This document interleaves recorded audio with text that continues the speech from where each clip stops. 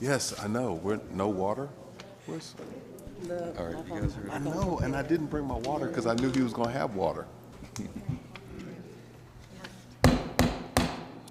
Good evening, everyone. I would like to welcome you to the November 30th specially called Transition City Council meeting. I'm Mayor Michael Owens. Thank you all for being here in attendance this evening.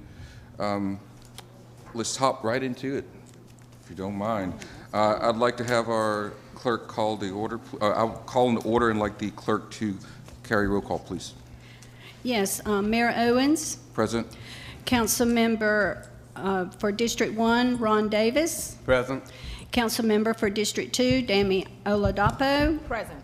Council Member for District 3, Keisha Jeffcoat. Present. Council Member for District 4, Patricia Alk. Present. Council Member for District 5, TJ Ferguson. Present. And Council Member for District 6, Deborah Herndon. Present. Thank you. We have our quorum. Thank you, Madam Clerk. With that, we'll move to item 3, which is the invocation, and we're lucky enough to have with us Barry. Would you mind doing an invocation for us, please? Yes, please.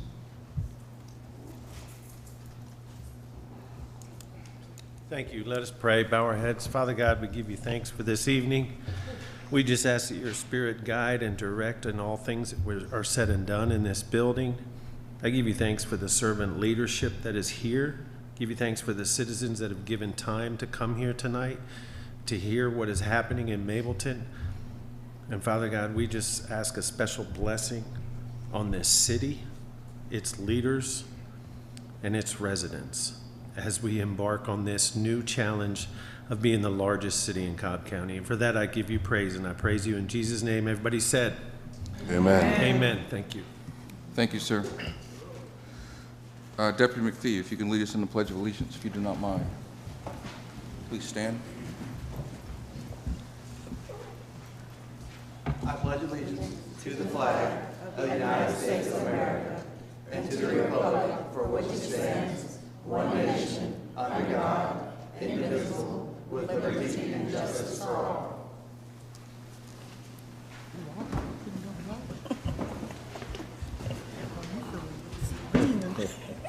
We need to get a new flag. Yes. All right, this takes us to item 5. Everyone has received a packet for our meeting today that has the agenda. Are there any questions, comments, discussions about the agenda? If not, I'll entertain a motion to approve the agenda as written. Make a motion to approve the agenda. I second. Thank you. I'll call a question. All those in favor of approving the agenda, please say aye. Aye. All opposed, please say nay. Hearing no opposition, the ayes have it. Thank you. Having approved the agenda, which, Madam Clerk, moves us to item 6, which is the consent agenda. Yes, on the consent agenda, we have 3 sets of minutes, October 26th, November 2nd, November 9th. I have not heard of any recommendations for changes, so I'm assuming they're okay. And we'll need a motion. If no one has anything, no comments for it, I'll accept a motion to approve the consent agenda. Mayor, I'd like to enter a motion to approve the consent agenda. I second. Motion has been made and it's been seconded.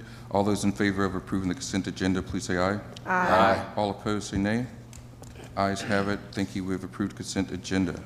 With that being said, I'd like to move on to our item 7, which are public comments. Madam Clerk, do we have any signed comment cards this evening? Yes, I have about 4 here, and the first one to turn it in this afternoon was Monica Delancey. And just a reminder, there's 2-minute time limit, and please follow the decorum rules. And also remember, it's not a question and answer session because it's a business meeting of the council. Thank you for participating. Monica. Good evening. My name is Monica Delancey. I'm a resident of District 2.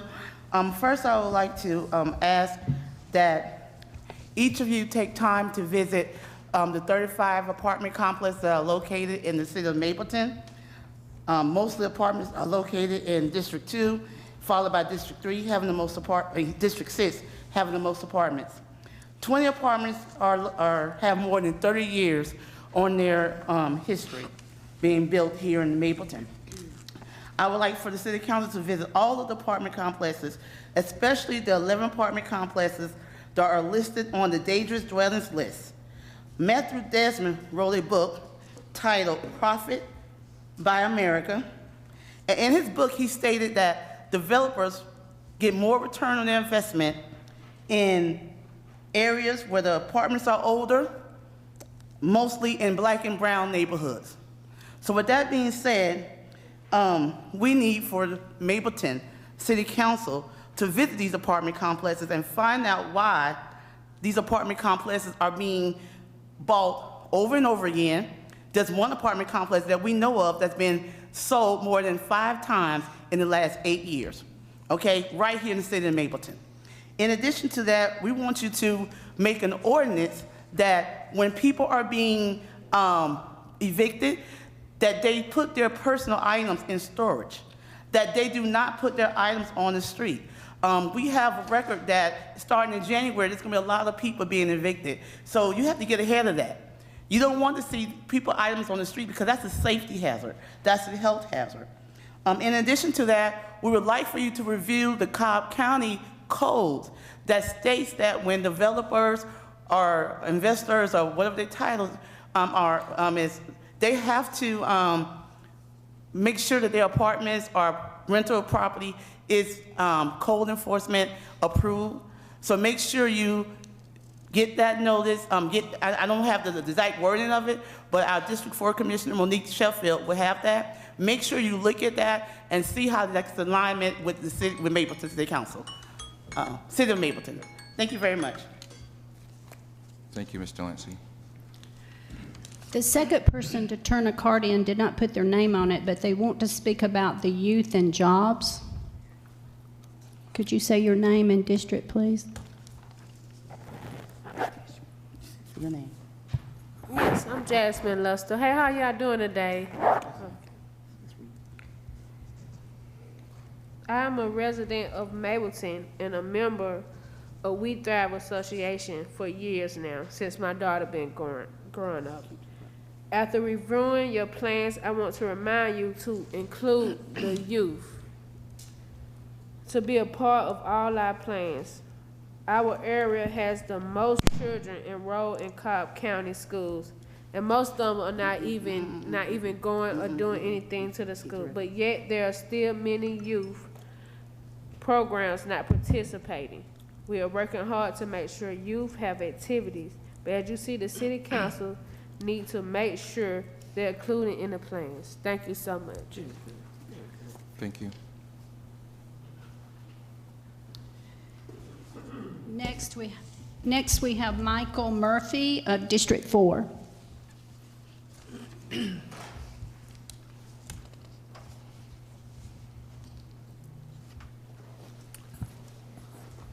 Good evening, Council and Mayor.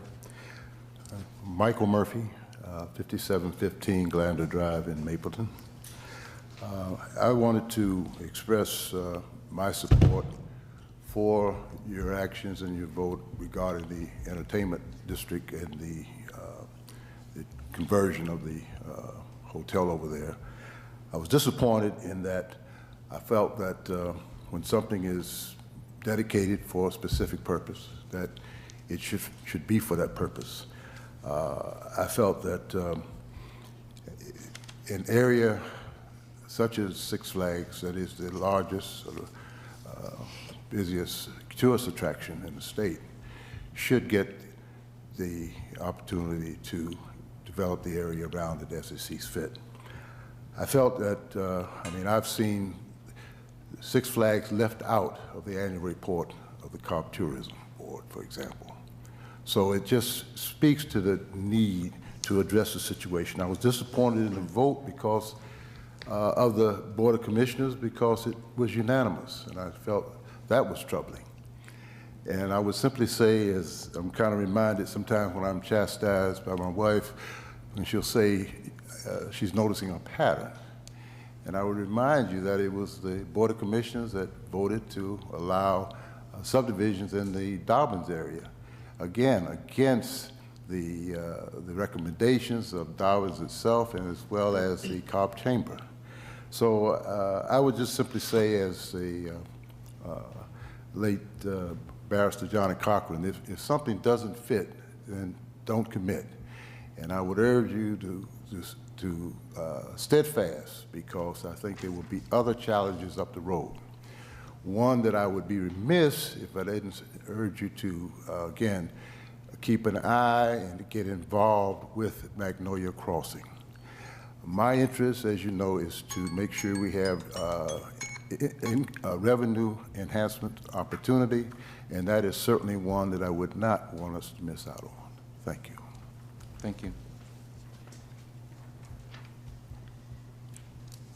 Danny Wilson is the last card that I have, and she's with District 2.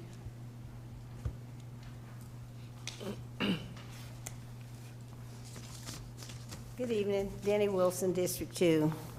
I want to commend the council for you guys coming together and doing whatever you needed to do to protect our community. There are so many mixed emotions out here in the community right now, and there's so much being said that's just not true. We were not against tunnels to tower. We had nothing, no malice, anything against them. We were more so against the location. I went to the Board of Commissioners meeting on Tuesday night, and I had the opportunity to speak with Lisa Cupid before the meeting started. And I let her know that you oppressed another layer of government when they asked you to table the decision and let them find another location. And I know oppressed is a strong word, but that's how I felt after Council Member Ferguson gave his speech to them, and it fell on deaf ears. I also let Lisa Cupid know that there were activities taking place in that hotel. The heating and air people were there. They've been doing build out on it for some time now. And my question to her was, should they not have a permit? So she said, yes, they should have one if they're doing build outs. So this happened on Tuesday night. I went by the hotel Wednesday morning, no activity. Went by there again this morning, no activity, which lets me know that she alerted them to let them know that the citizens in the community is watching them, because they should not be doing anything without a permit. And last but not least, I also let them know that I know this was a backdoor deal, because these people bought this hotel, and nobody ever that I know of buys a piece of property if zoning is contingent upon you getting the property. And I was told that Commissioner Sheffield told certain people that it was a done deal, that it would go through, and what happened? It went through. Thank you, Ms. Wilson. There's no more cards. Thank you. Having no more cards, we will close out public comment and move on to old business, which is item number 8. The first item on there is the second read of the ordinance amending Chapter 7, which is the taxes, fees, and assessments for the City of Mableton Code of Ordinance pertaining to occupation taxes. Madam Attorney, would you mind catching us up with this and what has transpired since our last meeting? Yes, Mayor. So Mayor and Council, this ordinance was read at the last meeting, and this ordinance pertains to occupation taxation and business licensing. And this is one of the major transitions, just as far as your transition period and incorporation. Now, since the last meeting, we've had multiple conversations with GovPilot, who is going to be the software servicer for implementation. And that's just because there are so many businesses involved, it's just more efficient and more effective, and it creates a higher level of consistency and stability to actually have software. And this software, the capabilities we've mentioned previously, it will allow for mass communication to businesses, for businesses to pay directly on the site, for us to post schedules, post communications, to provide contact information for businesses who have inquiry.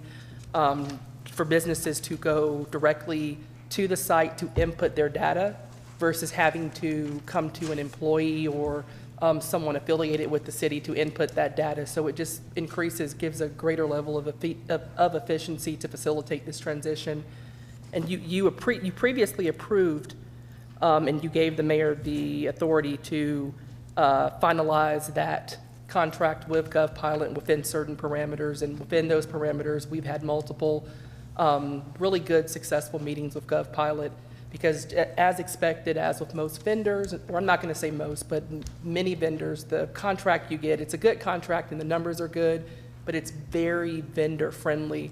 So we've had to go through and vet and just remove things that we thought maybe were not inequitable, that were inequitable or not in the city's best interest. And GovPilot was very amenable, and we've had multiple meetings, conversations with them, including meetings that took place over the weekend, just about finalizing the contract, the software, everything's finalized and that is in place. And then we move to the second phase, which is discussions about implementation, about getting familiar with the software, and about educating the city and its personnel and its agents on the software so that we can just make sure that the transition is as smooth as possible. So we have also had multiple meetings with the county. We had meetings with the county about this transition prior to your first read of this ordinance. And since the first read, we've had additional meetings with the county. We met with the county on Wednesday. I actually had conversations with the county today. So we have been working very diligently with the county. The priority has been, one, actually doing as much as we can to make sure that the transition is smooth, but also trying to stay in harmony with the county as much as possible. And that's just because they are holding this process. They're aware of the difficulties of challenges that they face. So obviously us listening to the county and taking their feedback into consideration has been just a priority and an important component of this transition, at least for me, and I know that that's the council's expectation as well. So we've had meetings with the county. Since the first read, I have amended the ordinance consistent with those meetings with the county, as well as consistent with the communications by the software vendor as far as the software capabilities. I provided the council with a version that has track changes, so if you want to see what the actual changes were, you can look in that document and it's redlined. And the agenda that you have on tonight is a clean copy. As far as some of the major changes, if you go to page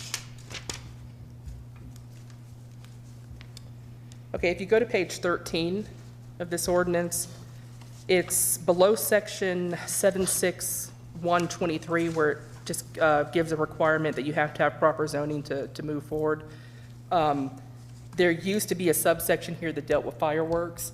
So we just deleted that because the county, in our conversations with the county, we've learned that they address fireworks as a vendor status. And with that being a vendor status, it enables us to keep the regulatory component of fireworks within the county's purview. So that means it makes, you don't have a high priority of bringing in that particular regulatory component piece. So what a fireworks vendor will do is they will still have to adhere to that section. It's still in the county code, but they will go to the county as far as submitting a request for approval, and they'll pay the county a regulatory fee. And that regulatory fee is different from the occupation taxation, but it's just a regulatory fee that they have to pay for the county to vet them, to see where the fireworks stand's going to be, to make sure that it's consistent with the zoning code, and then to give them a temporary approval. So we've transferred that back to the county just because they do have all the other regulatory processes, so it just makes logical sense for them to take that component as well, at least temporarily, until you're ready to have a deeper transition of regulatory components, and that's once you have more code enforcement officers, because I do know that with just your prior meetings, the communications that you've had at your retreat, et cetera, it's my understanding that you do plan to gradually bring on code enforcement versus having everyone immediately. So that allows you to take those processes once you feel comfortable that you have sufficient code enforcement to where it will be a smooth transition for those regulatory components.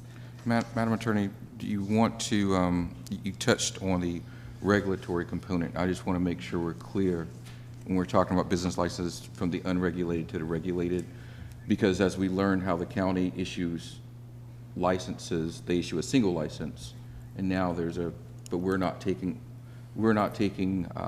the regulatory, or at least in some instances, we're not taking the regulatory part of the licensing. Do you mind explaining that, just so everyone's clear? Yeah, absolutely, Mayor.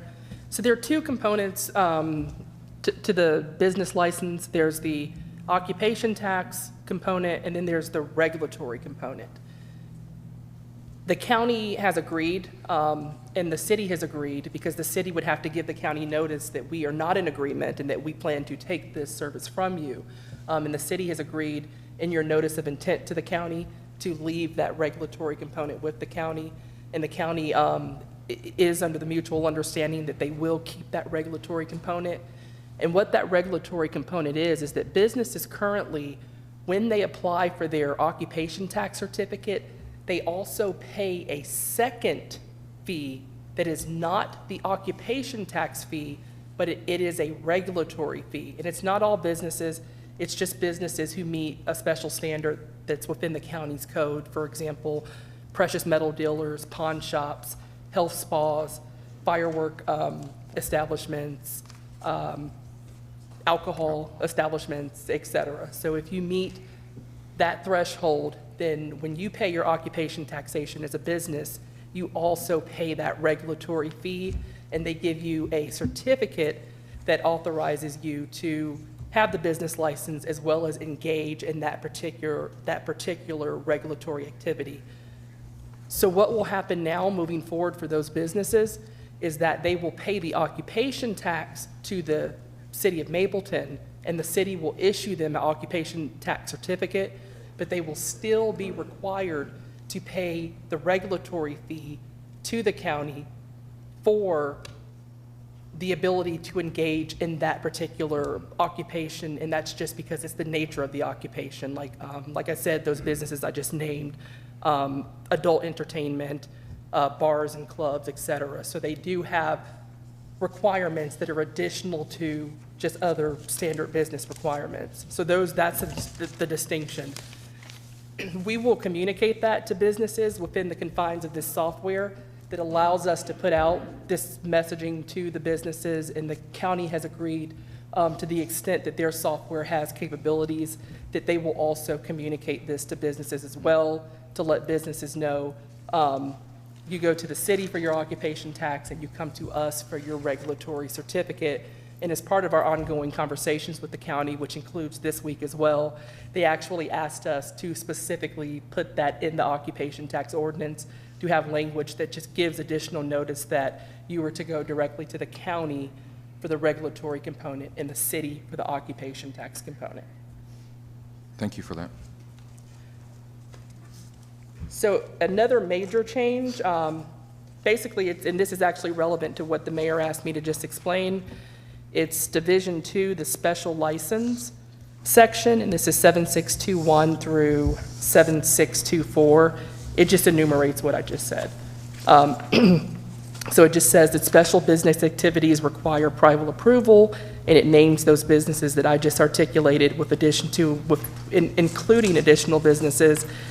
It says that the occupation tax certificate is a precondition to getting your regulatory permit from the county. So what that means is that the county has made clear to us, if you do not pay and file for an occupation tax certificate with the city, they will not issue the regulatory license.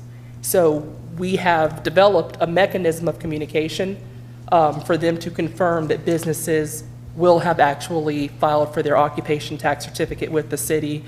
Those businesses will take the certificate that they get, and when they file for their regulatory permit, and just keep in mind, again, this is not all businesses, this is the pawn shops, the businesses wanting alcohol licensure, adult entertainment, those businesses will then take their certificate that they receive from the city and go to the county and apply for the regulatory permit.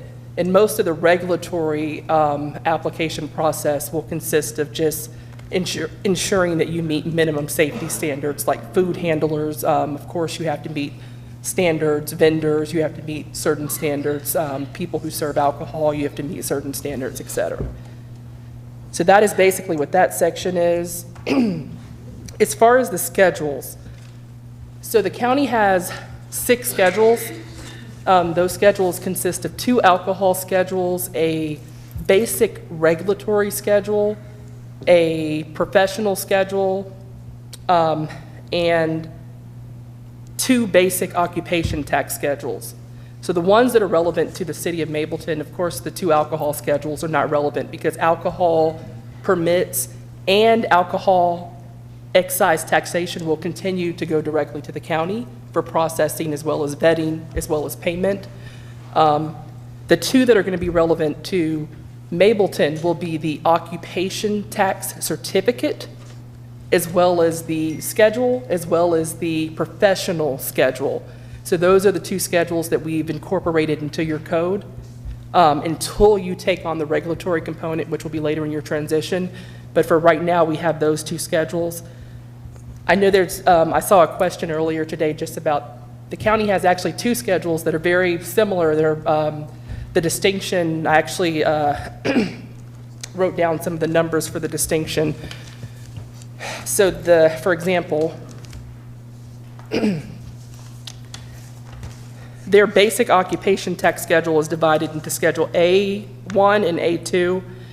And for example, a business that makes anything less than $100,000 in gross revenue, there's a $7 difference between the amount of occupation taxation they would pay between the 2 schedules, up to a business that makes right below $1 million, there's a $116 difference. So it's not a large difference, but it is a difference. So I was able to talk to the county about this difference, and I was told that the county authorized the staff to charge businesses within the confines of these 2 schedules, but they did not dictate which schedule you have to use. So it gives the business license staff for the county the discretion to choose whether we're going to use Schedule A1 or Schedule A2. So what I did is I went back to the minutes where it was adopted because I just wanted to confirm that that was actually accurate. The recollection of the person who I spoke to with respect to what's showing on paper. So I did pull the minutes of adoption from the county, and this was adopted November 14th, 2017.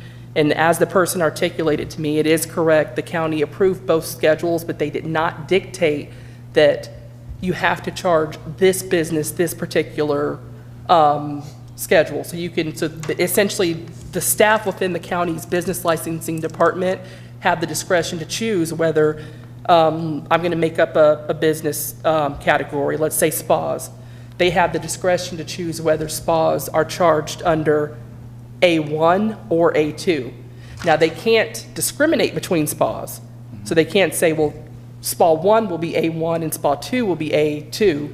But they do have the discretion to say, if you are a spa, as long as we don't discriminate between spas, we are going to charge you under A1 versus A2. And what I was told is that they do not have a list that identifies how they have coded that in their system. That list would be terrific because it would let us know that of each category, this is what you're charging. But they said that in their system, they can go category by category and create a list, but they just don't have a list because they've never had the need to prepare a list for anyone for this purpose. So you have 2 choices. Your 2 choices are, right now I have picked one list, which is the A2 list. So you can adopt the A2 list and just have everyone pay the same amount to where there's no difference. As long as your business makes this amount, you pay the same fee that every business that brings in that much in gross revenue pays. And that's the way I have it now, where it's consistent. Or you can go to the county's methodology, which is certain businesses we're going to charge a little bit more and certain businesses a little bit less. If you do that, I can easily work with the county to, their staff has been very cooperative. They've been very responsive. I can easily work with them to actually have someone go through their system category by category to create that list for us. And then we can just charge based on whatever they have chosen to charge spas within the parameters of Schedule A1 or Schedule A2. So those are the two options that you have. And that's basically where you are. Now, the start date, the implementation date that you've provided to the county is December 13th. So that means you have time. If you want to think about this further as to which schedule you're going to choose, or if you want me, so what I can do is, one of the items that we have later on the agenda is the adoption of a regular meeting schedule.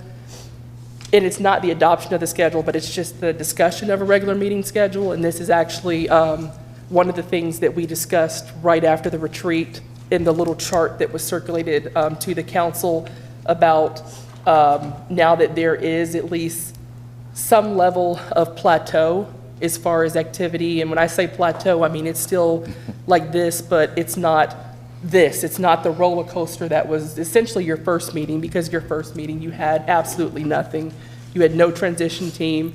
You had no prior support, just as far as having a group to tell you, okay, this is the path that we've charted out from you. So you literally had to create that mold from your first meeting. So now that there is more of a plateau, I think it would be great to have discussions on a regular meeting schedule, particularly because you have a lot of holidays coming up.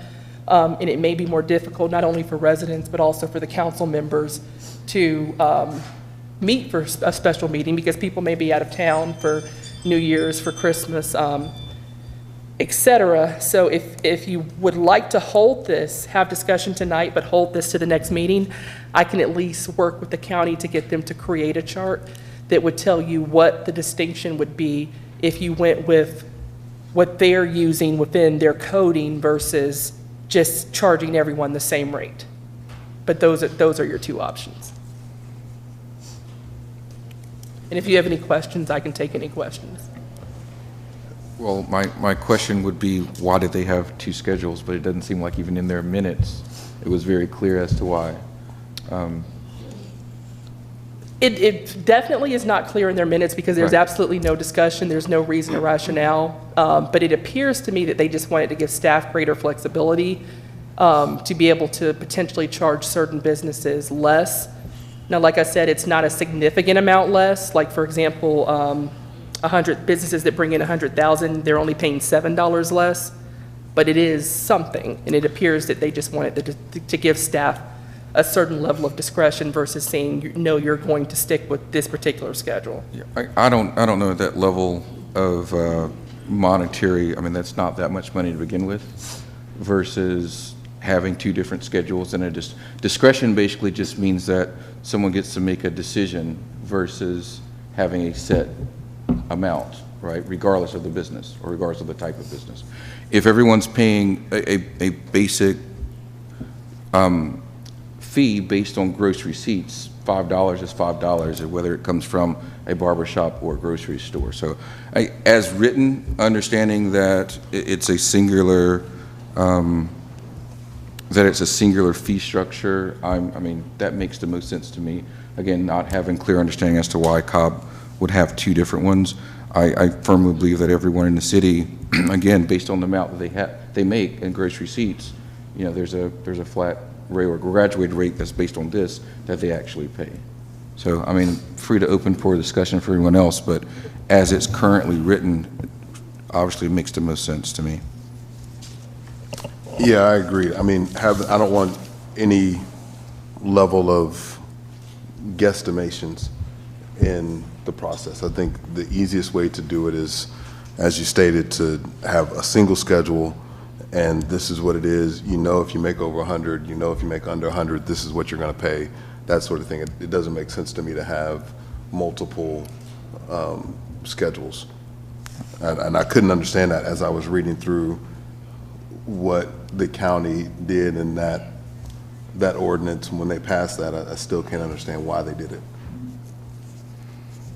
And then the systems in the background would have to be able to denote the difference between the two and what they would have to pay. So if you're Spa 1, you're paying this, but Spa 2, you said should be paying the same thing, but if it's not called a spa, and let's say it's called a salon, it could fall in the cracks. So, I mean, I think we just keep it consistent.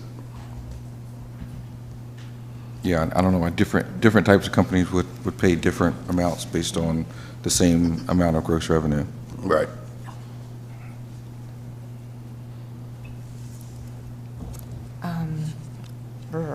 That's wild. Extremely.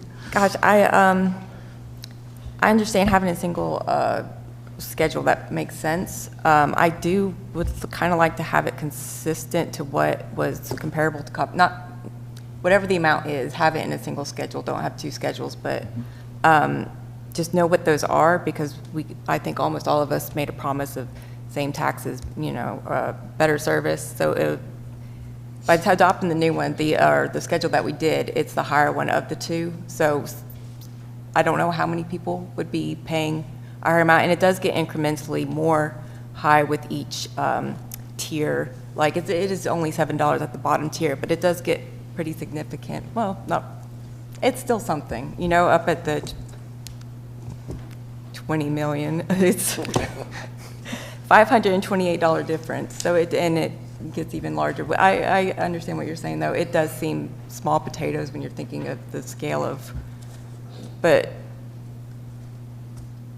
I don't know. Also don't know that we should be charging higher taxes just because it's convenient for us, for the city. So I would like to have a single schedule. I don't think we need to be doing whatever the county's doing, but I think it needs to be consistent with whatever that was with the county. Which wasn't consistency. Well, it is consistent. It's not on paper, but it is. Right. It is consistent. They're just not sharing it with us. That's why they did that. Yeah. Anyone else? Yeah, I just need a general clarification, Madam Attorney, on what the approval of this ordinance is going to trigger. I know from a software standpoint, is going to trigger the purchase and implementation of GovPilot. And from a human capital standpoint, is going to trigger having your firm enforce this ordinance. But I'm concerned from a timeline standpoint, how are we on that? Are we going to be on time to get the notice out to the residents? Given that I think it's a month implementation with GovPilot? So the approval portion, that's already completed. So, Okay. so you don't have to worry about that moving forward. Now, the training, as far as the actual software capabilities, that will start next week. Now, the plan is to, based on the retreat schedule that you've put in place, as well as the pay and classification plan, the plan is to, for the city over the next 45 to 60 days, to make hires to where these processes can be handled by your new employees. But as far as learning the system, right now you really need to learn the capabilities of the system versus waiting until those 45 to 60 days. But that is the plan. The plan is, right now the ordinance allows me to administer, it allows Susan to administer, and it allows the mayor to have certain discretions. Like, for example, it allows the mayor to extend a waiver of penalties, because we're anticipating that because we are transitioning this, but just between governments, some people may not pay on time. Some people, they're not familiar with the software and they may have questions, and it just gives him the discretion to waive those charges for everyone consistently if you approve the ordinance, giving him that authority. Just through, I think the date we have is March. So the goal is for you to get your staff in place ASAP. And I do know that, I think the advertisements, I don't know, the mayor could confirm. My understanding is they've already gone out. So So you are actively looking for people who can facilitate these functions. And then as soon as your employees get in place, which hopefully is within the next 40 to 60 days, we will immediately begin to educate them on the software capabilities in this process. And then the ideal is for them to be able to handle it completely within their parameters. If they can't handle it, we can continue to assist, but the discussion can also ensue as to whether you want to hire additional employees to take the overflow.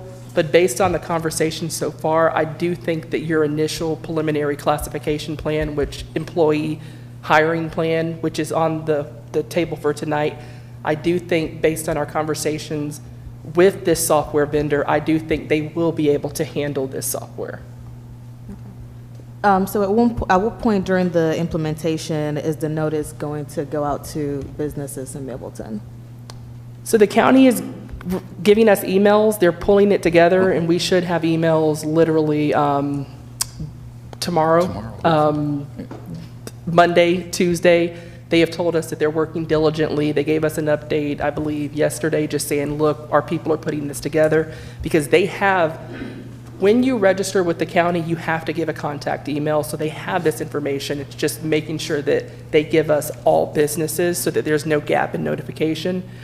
As soon as we get that, we actually have a meeting scheduled on Wednesday with the software provider about how to blast out that email. So we're hoping that we will have all emails by Wednesday, and then we can immediately put that blast out so that we can educate all the businesses as well as start entertaining questions that the businesses may have. Right, because that's my concern, giving them enough time to get the email and also be able to ask questions and raise concerns if they have any. Are we also doing paper mail or just email? Right now, it's just email. If we feel like maybe we're not getting responses, or there is a substantial amount of people who were just not receiving notice by looking at their email, or maybe they're not aware of what's going on based on the meetings, then we'll know that because we'll have a substantial amount of people who don't pay. Right. But the county will start rejecting, when you go to the county to pay, they are going to redirect people to the city. Okay. So that should help too with the communication. But if it gets to a point where we think that, you know, it would aid you to put out mailers, we will discuss that with you. But we also are keeping in mind that there is a significant cost in having mass mailers go out. So we're just reserving that. We're having it as a tool, but at this point, we don't have that issue that we face yet, so we're just putting it like as a reserve tool if you need that, if you want to enhance to confront any issues that come up along the process. Okay. Thank you. One of the biggest things we asked for was all the contact information. So it's not only mail, it's also phone, right? We have the ability to reach out. And this includes all businesses within the city that are both currently active as well as those that have been listed as delinquent or maybe no longer in business. Because we understand that there may be some businesses that are not in business or may want to start back. There may be some that are delinquent that are still operating but don't have a current license. That's a possibility too. But I want to make sure that we, for the sake of the ordinance, that we're clear on the policy, not necessarily the process. Process is important because that's how we're going to execute it. But I want to make sure that everyone's clear on the policy side of that from the ordinance standpoint, that if there's any other questions specifically related to the policy here with the ordinance.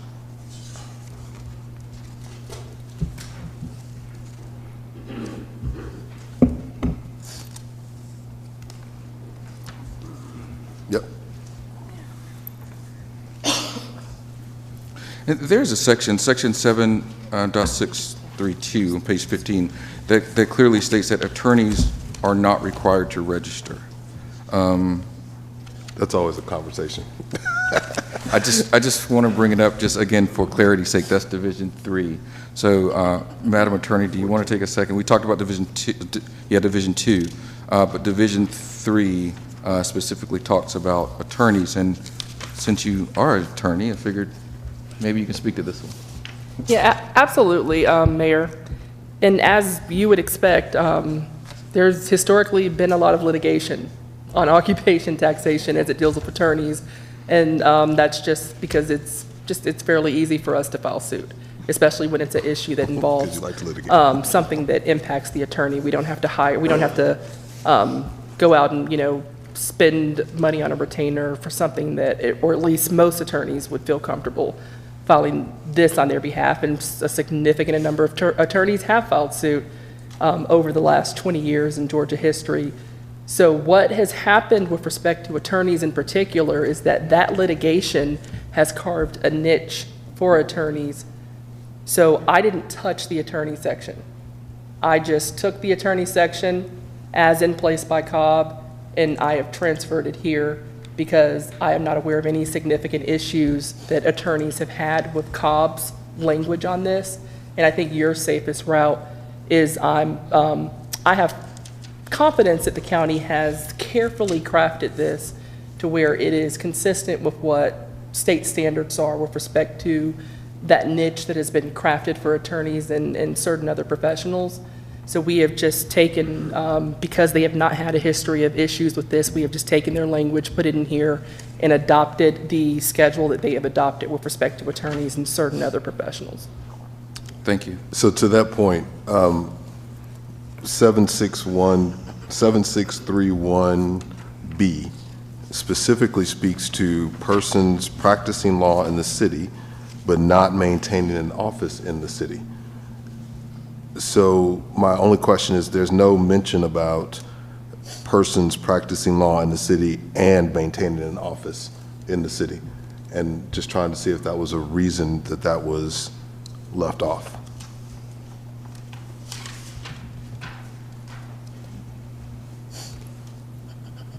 And I'm on page 15. Yeah, so my understanding of this section is that this is here because there has been a niche that's been carved for attorneys that fall within this category. So this specifically address, there's been litigation on this, the courts have spoken. It's just a industry standard in Georgia that if they fall within that category B. Now the opposite of that, if it's not here, I think that would implicit to some extent, it would be implicit to some extent that there's just never been an issue with the other side. Sure. But Gotcha. I have not tried to address the other side or change anything. I've just left this as is, as the county has put in place. Thank you. Does anyone have any other discussion on this ordinance? Any other questions, comments? Has anyone on the council looked to see what other, like, if Cobb County is pretty consistent with state standards, like what are other cities doing as far as the attorneys not required to register? I'm sorry, guys. My apologies. Did you guys hear my question at all? No. Nope. Okay. Did anyone on the council happen to look to see if Cobb County's ordinance seems to be consistent with state standards as far as the attorneys not required to register or these professional services? Are other cities doing something different? Is Cobb County unique? Only questioning Cobb County's ordinance now just because of the other strange schedule of fees. Yeah, I actually have, and that's very consistent. Okay. The wording is consistent across the board, and the concept of who and how they're doing things is very For consistent. clarity, consistent with other cities? Other cities, the state, yes. Okay. Great. Anyone have anything else?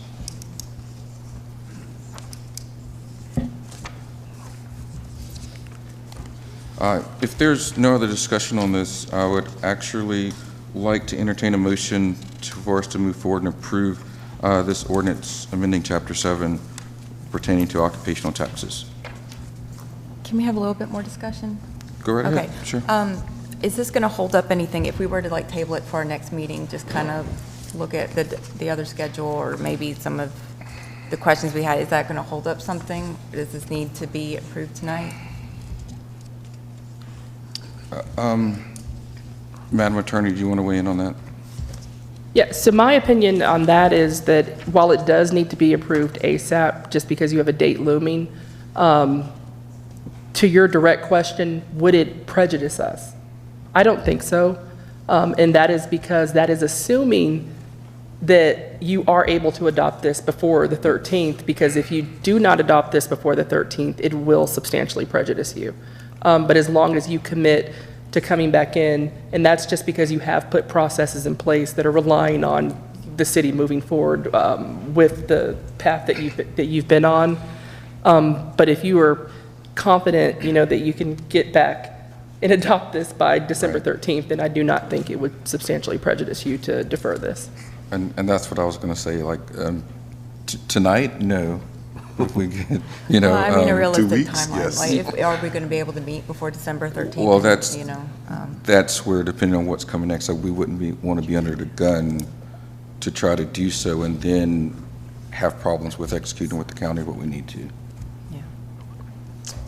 One question I have is February 29th. What is the date currently for Cobb County?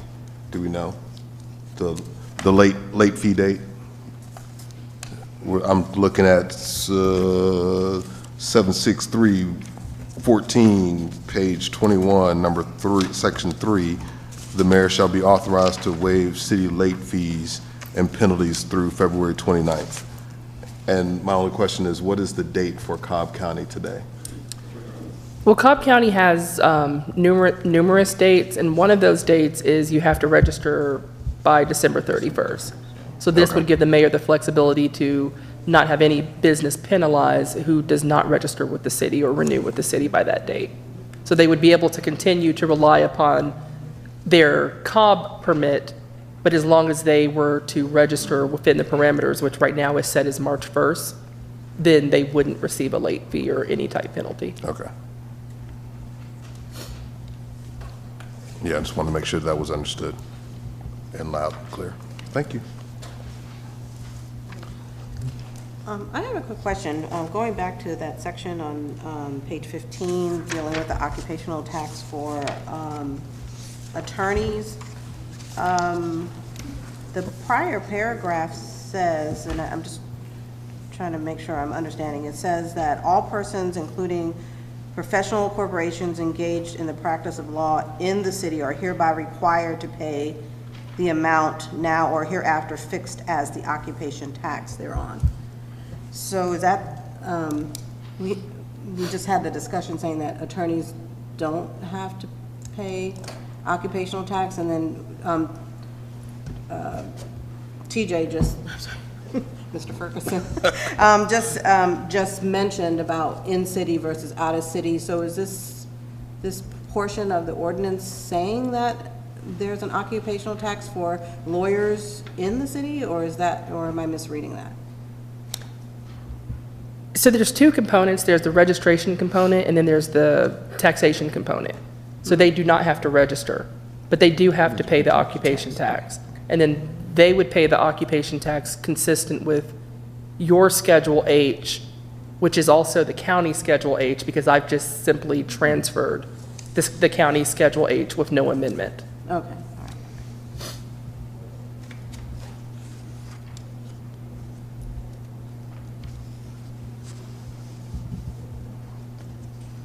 Okay. Any other discussion?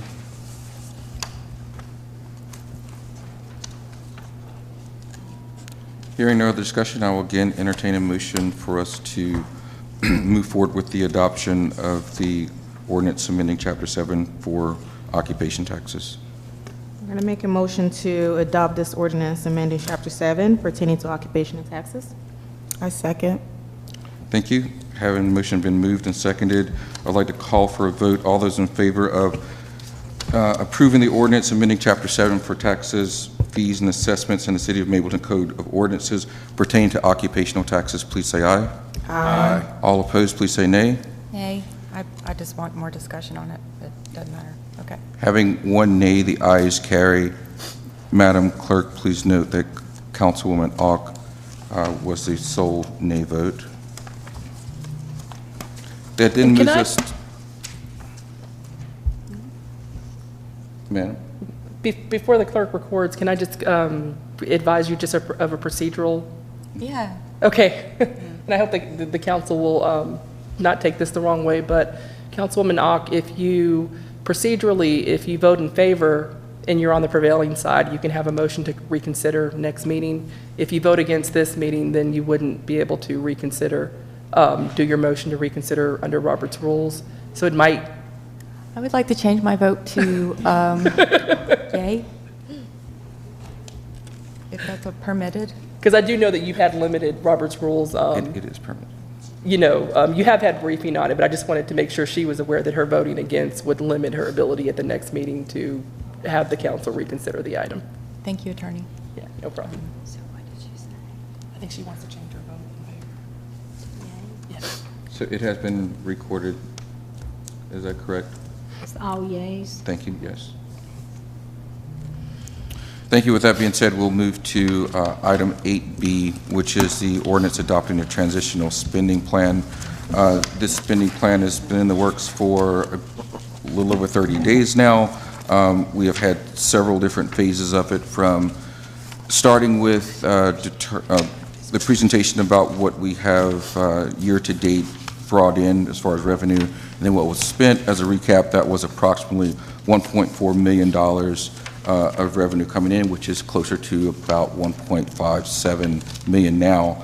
At the time, the expenditures was around $120,000, with the vast majority of that being for back pay, basically to the council and to staff. The next meeting after that, we walked through what the spending plan looked like, and then with a full presentation. For those of you who were at the last meeting, there was a presentation for the full spending plan, which, to catch people up with that, was in essence, this is a spending plan. It's not a budget per se, but it's a spending plan we decided to put together for sake of transparency and both for guidance, so that we will have an idea of what we're going to spend and what we're going to bring in from, let's just, up until June 30th of 2024. That is roughly 7 months from now. Reason being is that we're going to have a fiscal year. It's going to start in July 1st, 2024, in which we will have a budgetary planning session up through the first 6 months to get to that point. But in the meanwhile, we wanted to make sure, again, that we were being transparent and forthright about the monies were coming in and the expected expenditures that we would have. Those expenditures were laid out across several different departments that we propose that the city is going to have. The spending plan is inclusive of those, with including our existing staff, adding others such as HR director, community development director, IT staff, code enforcement, building permit inspections, community development director, and the like. So again, we had a full presentation. We actually had a public hearing at our last meeting to get feedback from the community. Thank you all who took part in providing feedback from that. At this point in time, I want to make sure I open the floor for the council for any questions, comments that we might have as it relates to the spending plan.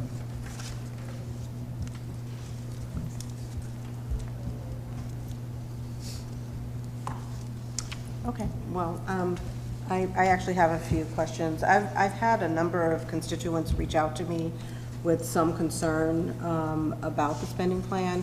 So I thought this would be a good opportunity to pose some questions so that there can be some clarification on the spending plan and how we're going about it. So my first question would be, with a spending plan, when an expense comes up, is it just automatically, because it's part of the spending plan, that we will be using these funds, or will there be another discussion to kind of come in line with whether the spending plan lines up with what the expense is? Like, is it just a green light to spend the money, or is there another step that takes place? Either, our city attorney or the mayor.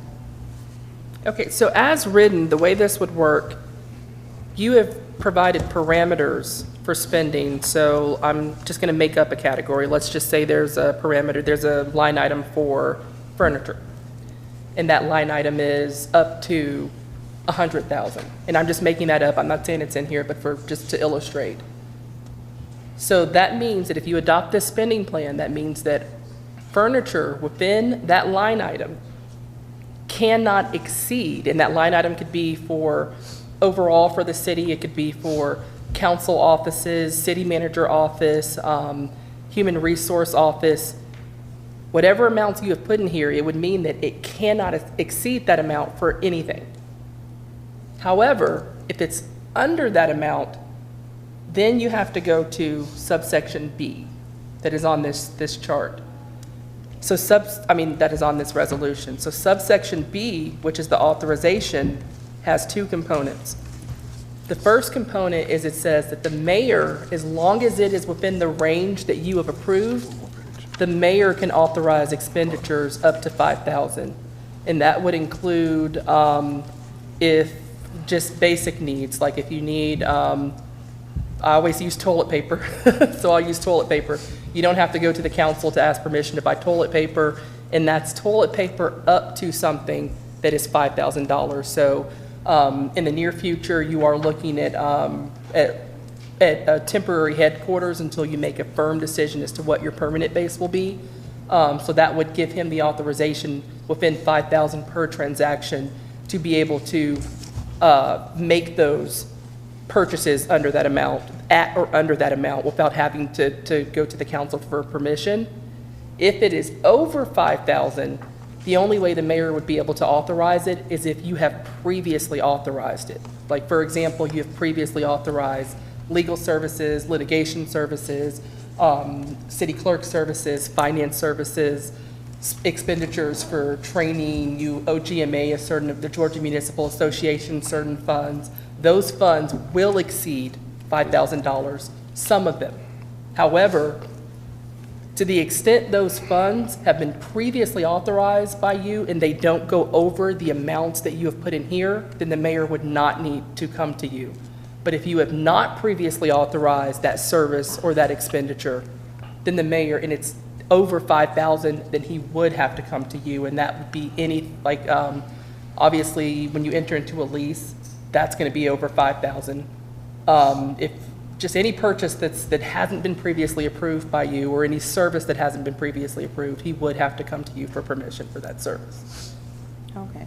My second question is in terms of the amounts in each category. And the mayor and I have spoken, but I just thought it would be important to kind of let our constituency know how did we arrive at the numbers that are currently on this spending plan. Yeah. What type of, I'm not going to say formula, but what type of things were taken into consideration when we came up with a certain dollar amount per category? So I was not involved. Well, so I would say certain numbers came from the feasibility study, like legal. Right. We got that from the feasibility study, and then we just added litigation because you do have a pending lawsuit. So we just added the litigation to that, and then we also used other numbers. But I think Malazi and the mayor could. So I can speak to that. So okay. So first of all, we can start off with the compensation numbers for which we'll talk a little bit later because that's for the compensation plan. But initially, you start off with basically with the DCA, Department of Community Affairs, based on what those numbers were for comparable cities close to us, that what they were paying employees that had like services, right? And then I think from there, we went to looking at what those buckets would be. Again, looking at municipal government and what other city services are there based on, and I'm not talking about transitional services, we're talking about buckets that we have, whether it's contractual services, office supplies, things of that nature, to make it, again, fit with cities that were comparable to us, but also the realistic aspect of what we want to have as a city. Now, having understanding, and I mentioned this during the presentation, was that what our goal is to put together a spending plan that basically allocates funding in buckets for what spending would need to be. What we have not done is we haven't gone into certain levels and saying, well, education and training is going to be $15,000 and that is going to be these specific things. What our goal is that once we have department heads in place, as you would in a typical type budget process where you start bottom up and you would go to department heads and figure out what they need. Since we don't have that, what we've had to do is go department by department and pre-allocate funds. And so that's what we've done throughout this. Some of them are more straightforward. If we're talking about, some specific capital outlay, we may know what those are a little more specifically. Cell phones, we already have a contract for cell phones, so just adding additional cell phones, we know what those type costs are. But I think overall, there are expenses in here that's basically been put into buckets so that once we do have our departments up and going, they will be pre-funded, if you will, at least from an allocation standpoint of what funding will be. And again, I'll say that that's based on, I think, market rates and what other cities are doing. Okay. My next question is there has been some question about Parks and Rec and funding for that, which of course is not in the spending plan. So is there an implementation plan, or is there I don't know exactly what our timing is to deal with that particular service? Sure. So we've, keep in mind, first of all, this spending plan goes up through June 30th. Mm-hmm. So this is not a comprehensive plan of our transition period or next 5 years or 10 years. This is literally through June 30th. So not having Parks and Rec in here basically tells everyone that we're not going to take over Parks and Rec within the next 6 months, right? So I think that's the short answer. But as we look to take on services, we will implement those into budget schedules as it permits. But yeah, for directly answer, it's not part of the plan. It's not part of the spending plan because we don't plan on taking over Parks and Rec this soon. Okay, and so the timeline for an actual official formal budget would be, we would work on it prior to obviously this expiring, but we can look forward to an actual budget sometime in June? Absolutely. July. So our, what our plan is to have a full budget cycle, which will start in January and go through June 30th. As most cities do, they have a 6-month budget cycle. What we don't have as a city is the previous year. We just started this year. So January 1st, our plan is that we will start the budget cycle. Again, that's only a couple of months from now.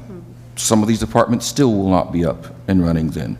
So, the idea of us putting together this spending plan, I'll say over and over again, is to make sure that we have some guidance. There's some guardrails here that we have something to go by. But as was mentioned during the public hearing, we know these numbers will change to some extent as we go forward. So I will have to kind of preface the fact of saying that while the spending plan is, I think, well thought out, well planned, and well documented, it has to be understood that it's subject to change. And I think my last question is, without approval of a spending plan, how does that affect our ability to move forward? Sure. So again, the spending plan that we've put together, I think we can say is voluntary. I think that's how it's reported in the paper that it was, and because it is. The charter, as Madam Attorney has said before, our charter specifically says that we do not have to have a spending plan or budget during the transition period. But we absolutely wanted to make sure that we were, being fiscally responsible, and we could show that on paper as what we're doing. To not have a spending plan in place, I think is detrimental to us as a council and as a city government, simply because the city and residents have asked for it. They've asked that they have an understanding of money that's coming in and money that we'll be spending. As it relates to us directly as a council, with no spending plan in place, as Madam Attorney mentioned a few minutes ago, it means every single expenditure that we have has to come back to the council, whether that's $7.50. And even with a regular meeting cadence, we literally can't keep up with expenditures that need to happen if we're only able to approve expenditures during council meetings. With that last piece as a thought process, the authorization of $5,000 per transaction, I'm wondering what it looks like if we have something that is a quote-unquote emergency, and what the process looks like. Do we have to call a special council meeting, all sorts of things, or can we get technically savvy and do some sort of electronic process to make that happen? So we would go from a special call meeting to an emergency meeting. So basically, is what that would be. We would literally we would call an emergency meeting, and then, you know, if it's truly, you know, if it warrants that, and then we make approval. So do we need to add anything for that, that verbiage?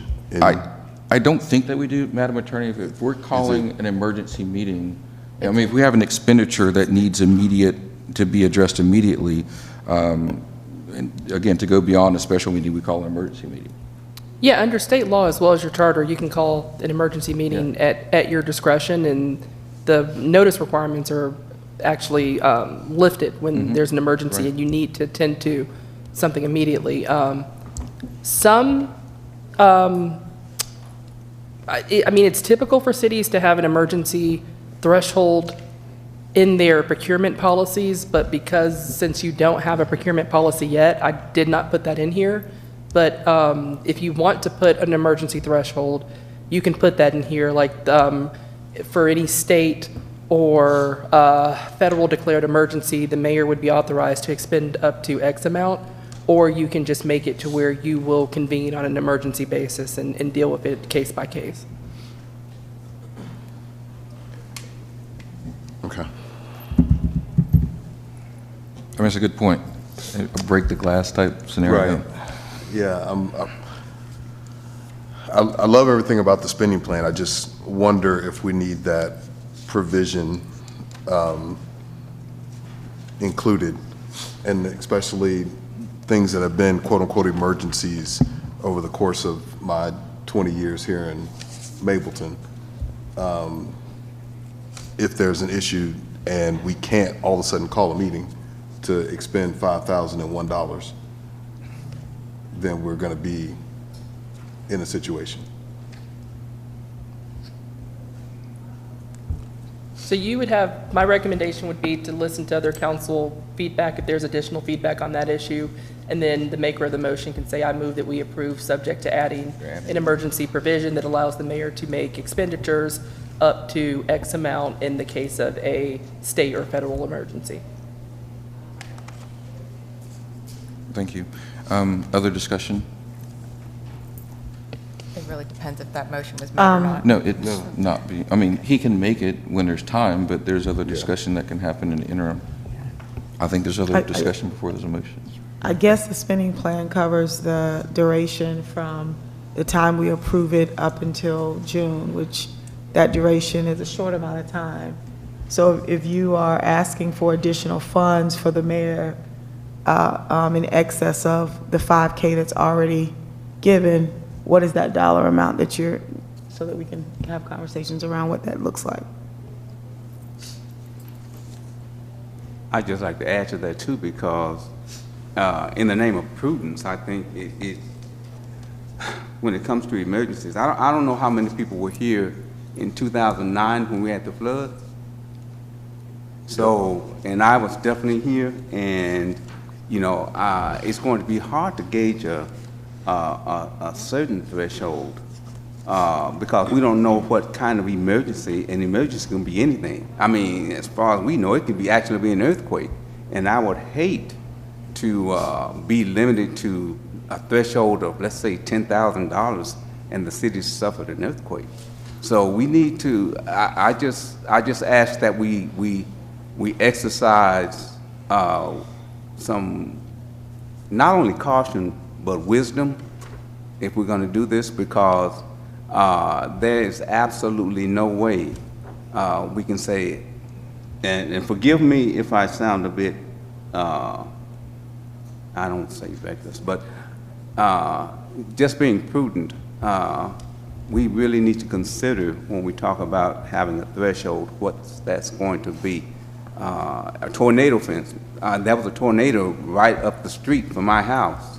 Luckily, it didn't hit my house, but it damaged the building. So we need to be really careful, and let's take that into consideration, because we just don't know the nature of an emergency when it happens.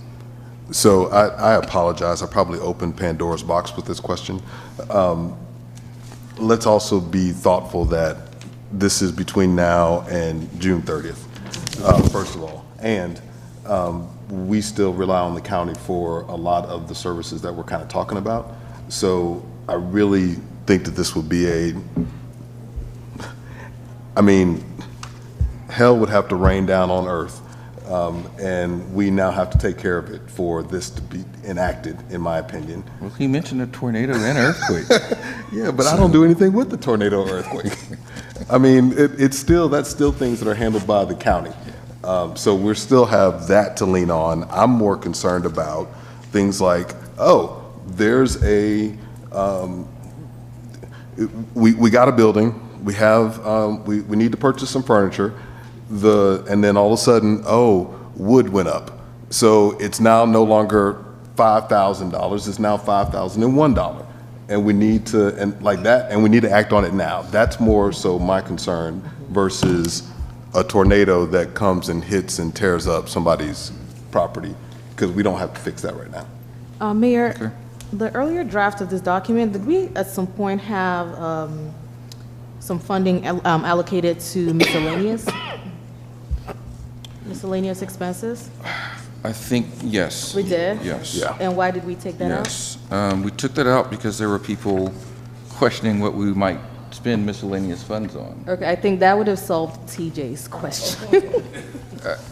One way or the other, you know?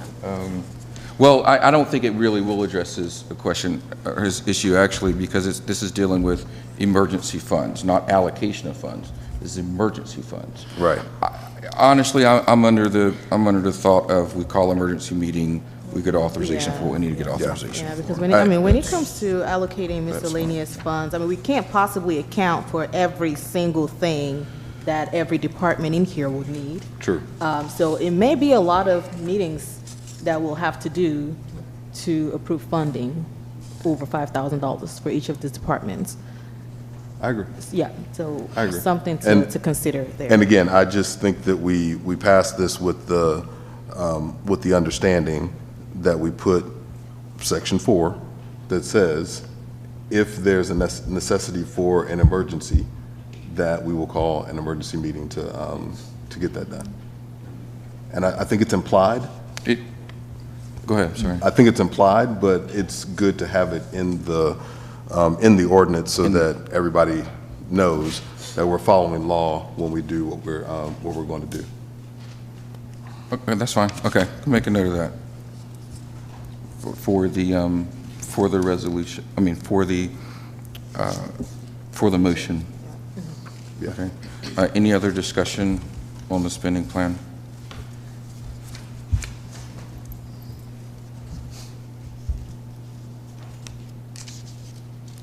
If there's no other discussion on the spending plan, I'll entertain a motion to move forward with the adoption and approval. Mayor, I'd like to enter in a motion to adopt the transitional spending plan for the city of Mableton and for other lawful purposes, with the inclusion of the emergency meeting clause that we've spoken about. I second. Having been motioned and seconded, I would like to call to vote. All those in favor of adopting the ordinance or adoption of the transitional spending plan, please say aye. Aye. All those in favor, please say nay. Hearing no opposition, the ayes have it. We have now approved our ordinance adopting the transitional spending plan. Congratulations and thank you, everyone. Wonderful. With that, we're going to Y'all can clap too. So that now takes us to a related topic, which is 8C, which is the resolution adopting a preliminary classification and pay plan. Again, this is not a new item. This is, I think, been on the table since our retreat, where we talked about anticipated roles that the city would have, and then the salaries associated with them, at least a minimum and maximum salary. Again, to create these salaries, we look to the annual survey that the Georgia Department of Community Affairs produces on a yearly basis. And from that, we took the following roles, and I will take a moment to call those out, which is city manager, executive assistant, city clerk, finance director, human resource director, community development director, business license specialist, building inspector, code enforcement officer, IT director, system administrator, and communications and community engagement director. Those are the roles that are within the preliminary classification spending plan. But all of these have minimum and maximum pay ranges. Again, this was kind of put together from looking at a number of our neighboring cities as well as cities across the metro area that aligned, I think, with the city of Mableton. I will say that in putting these numbers together, we did not shoot for the absolute highest salary ranges, nor did we go to the rock bottom when it came to salary ranges. I have consistently said that we are going to have to be able to go out and compete for talent. In order to do that, we have to be competitive with what we're willing to pay and to ensure that we're hiring the best people possible to ensure that we're meeting the expectations of the people of the city. So with that said, I think the council can see what those salary ranges are. The majority of those are annual roles or annual pay basis. However, some of those are on an hourly basis. And I think with that, I don't know that I have anything else to add. Madam Attorney, anything else you have to add to this before we open for discussion? Yes, Mayor, I just wanted to make sure that the council was clear on the selection and appointment process. And just because this is a personnel item, just the duties, responsibilities, compensation of your personnel, I just wanted to remind you if there's something sensitive, you do have the discretion under state law to defer this and have those discussions in executive session. But I just wanted you to be aware that Section 2 says that, consistent with your charter says that your appointees as well as your directors are to be nominated by the mayor and then confirmed by the council. And then what I did is, and that's Section 310E of your charter, and then I also added a subsection that says that the mayor shall have the authority to approve non-director and non-appointed positions that are authorized by the plan, with the exception, and those positions would be like code enforcement officers, the building inspector, but it would not be your department heads, your directors, which would be this city manager, city clerk, finance director, human resource director, community development director. All of those would be subject to council confirmation, but the employees that are under them, it would give the mayor the authority to appoint those employees as on either a contractual or a employment basis, up until the point that you select and confirm your city manager. And at that point, the authority would transfer to the city manager. Thank you. I also wanted to make note, because you brought it up earlier, Madam Attorney, that we have moved forward with starting to promote these roles online and to attempt to start at least collecting resumes. We do have full job descriptions for each of these roles, and at least now we've been able to post to several job sites, LinkedIn, Indeed, as well as the state, what is it, the Georgia Marketplace, which is a online market job search place for specifically for municipal government employees.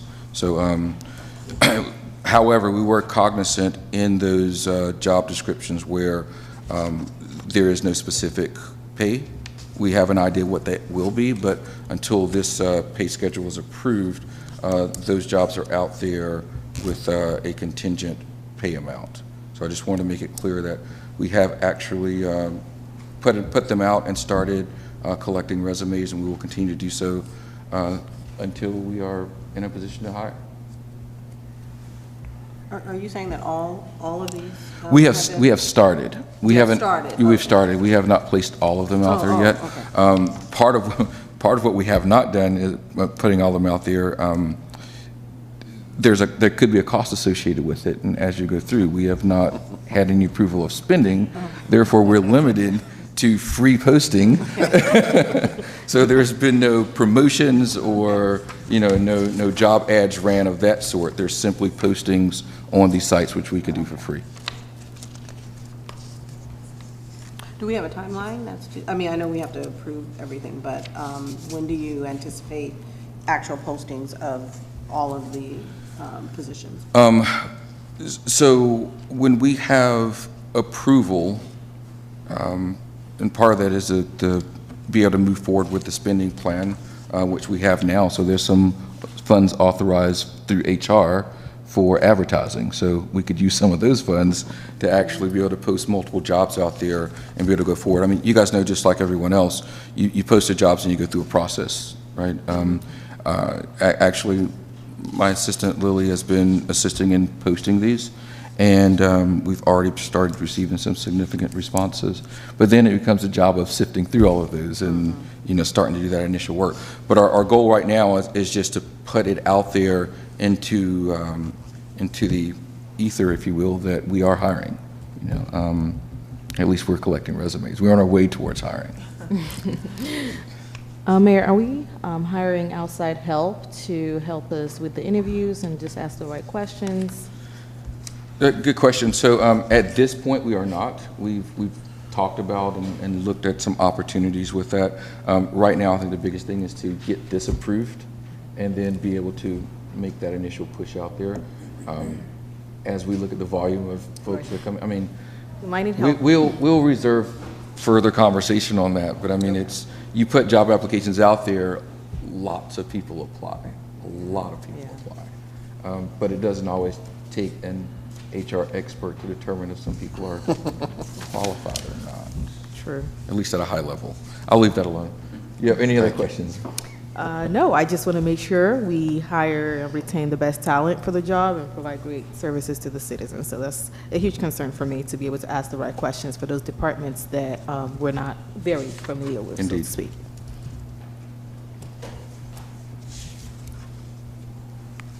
Any other questions, comments as it relates to our classification and pay plan for the city?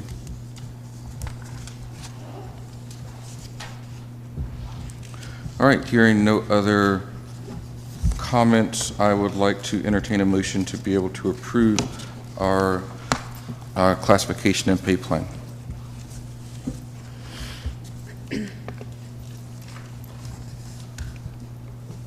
I'll motion to approve our preliminary classification and pay plan. Thank you. Do I have I a second? second. Thank you, Councilman Davis. Hearing the motion and having it seconded, I'd like to move forward to a vote.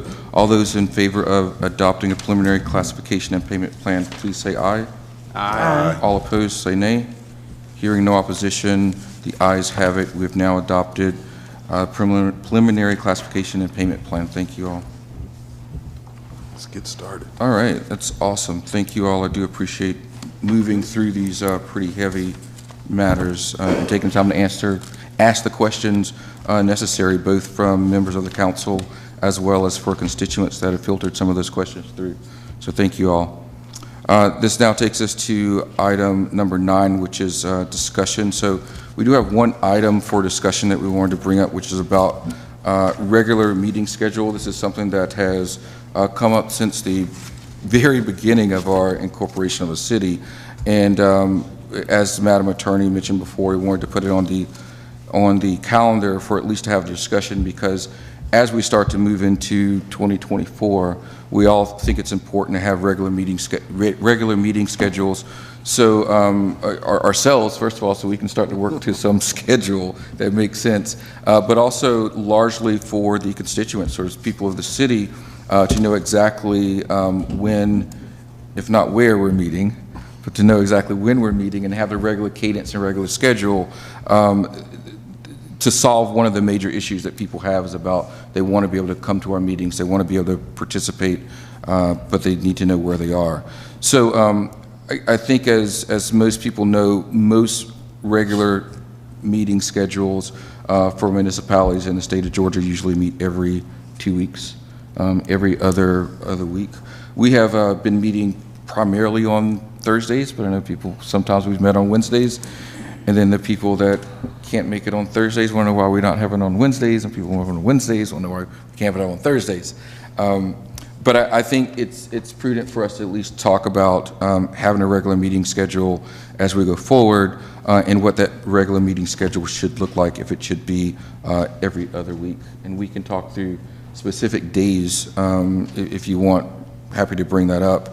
But I think to at least start the start the discussion off is how we feel about setting regular meetings for twice a month, at least every other week, and then making adjustments as you will for holidays and holiday time. So I'll open the floor for discussion as it relates to that. I mean, I think it's very important for us to have a cadence for our regular meetings, just primarily so we can forecast better, right? And so I would recommend having it, just very similar to what other cities have been doing, the first and the twice a month, which is every other week. And then maybe also incorporate some working sessions in there as well. I think that'll be beneficial for all of us, so. Thank you. Now, I do want to say that going to a regular meeting schedule does not preclude us from having specially called meetings if we need to. So as we've met 3 times this month. So that was a large part, as being a new city, was that we need to have that flexibility to be able to meet whenever. I think so this does not preclude us from having special called meetings. I just want to make that clear. Go ahead. I just wanted to add, part and parcel with the regular meeting schedule, are we entertaining other locations, or, because there's been a lot of talk about having something a little bit more central for, the other districts versus having it at the epicenter. So I'm just wondering if that is a consideration, because I don't even know if the epicenter is going to be available every other week for us to meet here. So you caught what I said about regular meeting schedule, if not where, but when. It was exactly because of that. As it's no secret to any of you, we have been graciously afforded this space by the epicenter, but we do not have a contractual agreement with them, which means that quite frankly, and not that it's happened, but we can't forecast every other week if we don't contractually have obligations to have the space. So that does bring that into question. Now, the other discussion about other potential locations, we obviously have had some previous discussions about that and where other locations could be. I think we'd argue to find a place in the city that's not, that's more conducive or nicer than the epicenter. Just be completely transparent about it, right? This is a very nice facility, particularly, with the graciousness that they've been providing, as well as we have to think about other locations having the technology embedded in it as well. I know that people have mentioned county facilities like our rec centers, but they do not have any of the technological AV solutions that we have here. So it's duly noted, however, that there are people that would like to see our meetings in a more centralized location. But I think it's also one of the key reasons why we've had every single meeting streamed online. So if for whatever reason people had logistic problems getting here, they could always watch it online. But thank you for this good point. Anyone else? Madam Attorney, would you please like to comment? Yes, Mayor, if I can comment. Please. So my recommendation is, I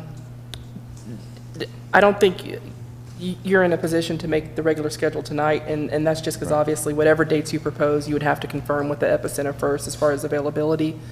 But my recommendation would be to come back in December, certainly, for a meeting, so that between now and the date that you come back, if there are preferences on a meeting date, you can communicate that to the mayor, and then the mayor can share that with the epicenter just to confirm availability, and then to give a proposed schedule at your next meeting. And then also at your next meeting, I would ask that, because we would need to just kind of give you an update, because the December 13th is your kickoff and implementation date for a major transition. So to be able to give you an update on just how that process went, what's going on, as well as personnel, because you do have pending job descriptions out. You do have people who were applying, who are going to continue to apply. So to continue to have discussions as far as the appointment of that oncoming staff. So I would recommend today setting a December date.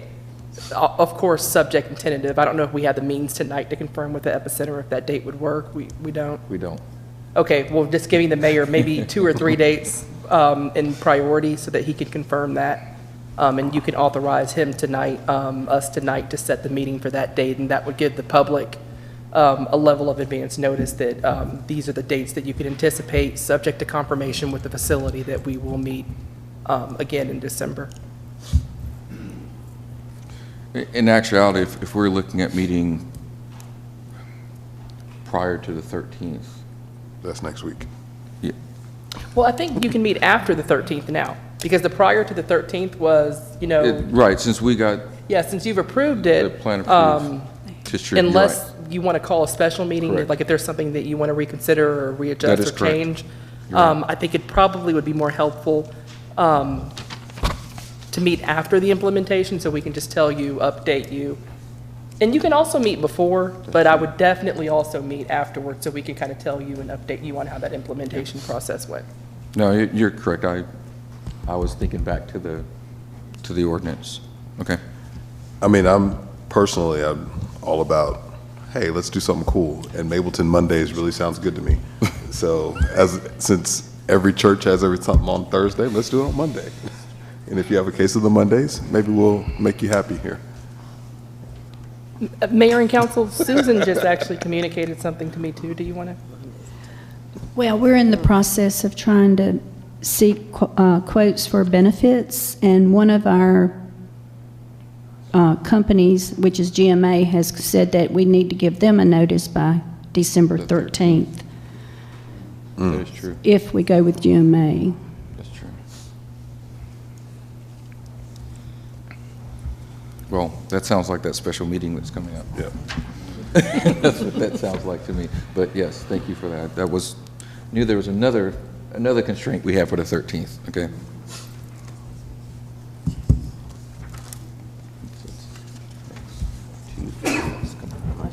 Okay. All right.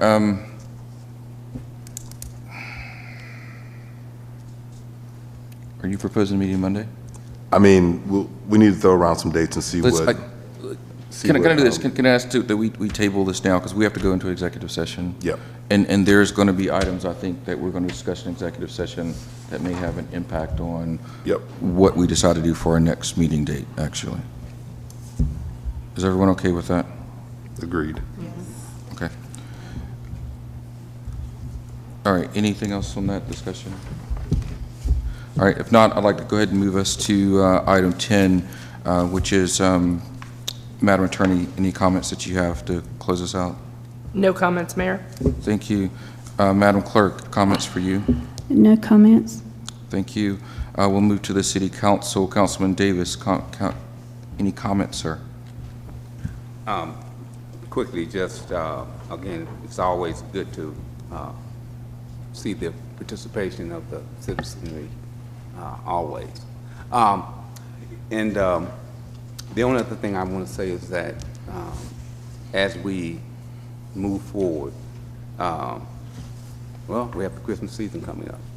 And let's as a city and as residents of the community, let's think about the importance of not only moving this city together, but coming together as a community.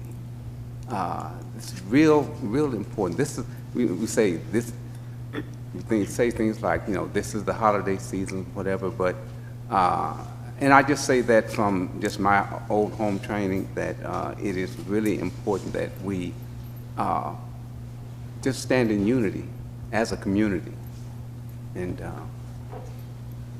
still make this happen as a city. And that's all I have. Thank you, sir. Councilwoman Oladapo. No comment, just, well, a quick comment to thank everyone for your time tonight. I know we've met 3 times this month, and the greatest gift you can give anyone is your time. So personally, I appreciate the participation, and I appreciate seeing all of you tonight, and wish you safe travels back home. Thank you. Thank you, Councilwoman Jeffcoat. I'll be really brief. Thank you all for coming out this evening. I know it was a cold evening, and so we appreciate you taking the time to come out. And I also want to thank my colleagues. It just feels like we're pushing the needle forward. I'm excited about the fact that we got these ordinances approved and the spending plan. And I just appreciate us all working together collaboratively to get the work done and to do the people's work. So I just really appreciate it and looking forward to continuing to do more good and great things. I hope that we don't have 3 meetings in the month of December. I hope. Right, knock on wood. And I also want to, wish you all a happy holiday. Stay safe, spend time with your families and friends. And if you get a moment to take a break to woosah, take that moment, and then we'll, continue to work. So thank you so much. Thank you, Councilwoman Ott. So just to kind of bounce off of Councilman Davis' comments about the community coming together as community and Councilwoman Jeffcoat's well wishes for the holidays, I'd like to announce a couple holiday events coming up in Mableton that you can enjoy. Tomorrow is December 1st, the beginning of the month of our holidays. So tomorrow at the Mabel House is the beginning of the 12 Days of Christmas Holiday Market, starting from 10 to 5 p.m. It'll go until December 9th. The Mabel House tree lighting and light of the night has been rescheduled due to inclement weather. It was supposed to be tomorrow, but it has been moved to December 8th, and will be from 5:30 to 8:30 p.m. at the Mabel House complex. You can enjoy hot cocoa, popcorn, and all kinds of festivities. And then there will be a tree lighting event here at the Epicenter on December 9th from 1 p.m. to 6 p.m., which will also have holiday shops, food trucks, pictures with Santa, and more. And we all love the Epicenter, right? And then on December 16th is Very Merry Mableton on the Square, located at the Mableton Town Square Park at 5220 Church Street. And it will be from 11 a.m. until 2 p.m. Children can take pictures with Santa, or adults if you're into that, and make some meet some special holiday characters and just have a good afternoon. And that's all I have to say. Thank you, Councilwoman. Councilman Ferguson. First of all, I'm not sitting on Santa's lap. Second, so I have a couple comments today. So the first being that we, the city of Mableton, voiced our opinion, and a decision went otherwise last week with a zoning case. But no, your city council was against the case simply because of location and not, let me repeat, not because of the Tunnel to Towers mission, which is to serve our veterans. My ask was for a conversation with Tunnel to Towers on a different location, and I'll reiterate my comments to the Board of Commissioners. The Six Flags area will be an entertainment district for the city of Mableton. We will develop that area into a downtown Disney type of area, despite the ruling. I also asked the Board of Commissioners to stop putting things in Mableton that other jurisdictions don't want. And last, again, I asked for a continuance on this case to have a conversation with Tunnels to Tower about two things. Again, one, locations, and two, if you are bringing something into this community, you need to talk with the community first. On the second point, they claimed that they had spoken with the community. My rebuttal, Mick, ACT, and the board are no longer the only community to consider. So while I understand that they had the support of numerous organizations like Six Flags, Mick, and Bishop Bronner, they did not have the support from the city council and the citizens of Mableton. Why am I rehashing this? Today we're talking about the spending plan, and today we are a viable entity as your mayor and city council. I am imploring you, as we transition these services, that you, the citizens of this city, show up for Commissioner Sheffield's in the zoning meetings, voice your opinion about any and all zoning cases that affect Mableton. Our voices must be heard. When I ran for city council, my platform was simple. We need a city because 7 looking out for 70,000 is so much more effective than 5 governing 700,000 plus. Have your voices heard at 100 Cherokee Street, people. And let me make sure the papers quote this. I applaud, regardless of what was commented, I applaud Commissioner Sheffield, Chairwoman Cupid, and others for all their work in Mableton. And yes, Commissioner Sheffield spoke with myself and Mayor Owens about the zoning case, and yes, we voiced our concerns. And yes, my desire is that we continue working together as a community, as the City Council and the commissioners to make Mableton awesome. Second comment is simple. Your City Council and Mayor are working diligently to work up the basics for the city.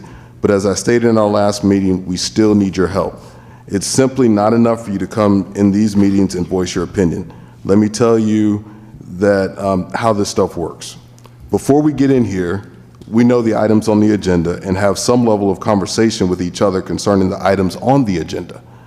Just today, the mayor was talking with members of the council about the spending plan. So really, these meetings are after a lot of thought and discussion has happened. We need you emailing us, calling us, sending smoke signals to us before this meeting so we know your thoughts about items that concern you. Yes, we will have a website soon. Yes, we have email addresses that you can now use. Yes, we know it's inconvenient for you during this transition in time. Yes, we need you to subscribe to the MDJ and Cobb Courier. Tell your friends, tell your neighbors about these meetings. When you hear about them and drag those friends to these meetings so that we as your city government know your concerns. Stop with the next door bashing because I, for one, don't read them, and start getting involved. We are still sitting at 300 responses to the invite that the mayor sent out. Again, we need your input. Again, tj.ferguson@mableton.gov. And everybody you see before you that's making these decisions, first name, last name, @mableton.gov. Reach out. Next, the lawsuits and complaints about folks who wanted and are working for the city need to stop. It's only costing all of you, my constituents, money. I received a FedEx package a couple weeks ago with a frivolous claim that I had not filed my personal financial disclosures. This is a false claim and one that the county has corrected. If you have a question for me, tj.ferguson@mableton.gov. Don't waste time filing claims against me, just ask. As we prepare to take possession of the city of our devices, yes, I worked for Dell Technologies, but was laid off in February. I got another job with Flagler Technologies in May, and we sourced these laptops through Dell in September. I did not receive any proceeds from this sale, and yes, I will continue to suggest Dell Technologies, and our IT needs simply because they have the best products on the market, and in my professional opinion, that's my job. And just so you know, I have left Flagler and plan to take on my new role as the Director of IT Operations next Thursday with the City of Atlanta. And yes, we have checked all the ethics questions and all those things, and there are none. So again, if you have questions, ask me. Lastly, and I want to publicly wish my sweet pea, Bethany, a happy 13th birthday on December 9th. Tell my beautiful, smart, wonderful, love of my life, congratulations to Dr. Latrice Ferguson on completing your doctorate and taking that walk at UGA on December 15th.